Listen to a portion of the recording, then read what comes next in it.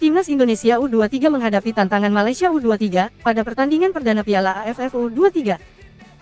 Di mana pada laga perdana ini, Shin Tae-yong harus bisa memaksimalkan skuad seadanya, setelah banyak pemain yang tak bisa memperkuat Timnas Indonesia.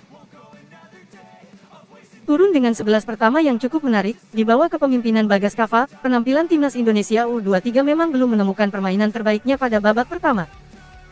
Barulah memasuki pertengahan dari babak pertama, Timnas Indonesia U23 akhirnya mampu memecah kebuntuan setelah aksi dari Ramadan Sananta, berhasil memperdaya 3 pemain belakang Malaysia sekaligus, dan membuat kiper juga tak berkutik.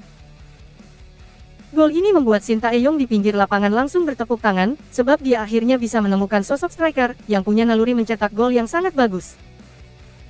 Setelah sekian lama, Shin Tae-yong mencari pemain yang bisa menusuk dan berani melakukan akselerasi di area kotak penalti. Sekaligus ini membuktikan ketajaman Ramadan Sananta kepada Shin Tae-yong, setelah sebelumnya dia tidak dipanggil di ajang FIFA Matchday saat melawan Argentina. Sayangnya, pada awal babak kedua Timnas Indonesia U23 harus kebobolan 2 gol cepat, Malaysia pun mampu comeback skor menjadi 2-1. Tapi, di balik gol yang dicetak oleh Malaysia, ada satu gol yang seharusnya tidak diberikan kepada mereka. Sebab, saat terjadinya pelanggaran di area kotak penalti, terlihat pemain Malaysia sebenarnya yang mulai terlebih dahulu menarik baju kadek, kemudian kakinya seperti sengaja disangkutkan.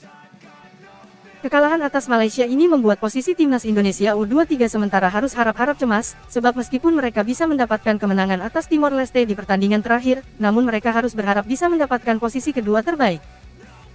Lantas apakah ini akan menjadi kegagalan Timnas Indonesia U23 di ajang Piala AFF U23, padahal pada beberapa edisi sebelumnya mereka sering melangkah lebih jauh?